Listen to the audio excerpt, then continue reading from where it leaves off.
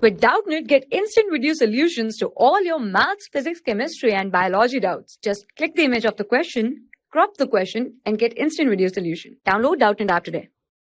Hello everyone. So the question is, time period of a pendulum clock is. Alright. So what is time period? Time period is time taken by one pendulum clock to complete one oscillation. Time taken by pendulum clock to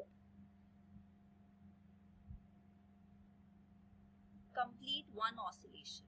Complete one oscillation. Alright. So time taken by pendulum clock to reach from one extreme to other extreme is 1 second. Alright.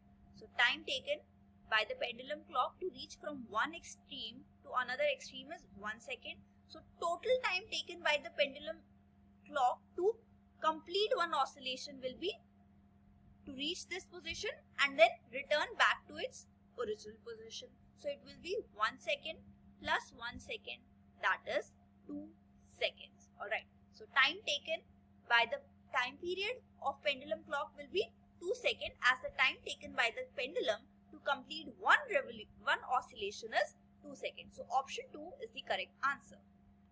For class 6 to 12, IIT JEE and NEET level. Trusted by more than 5 crore students. Download Doubtnut app today.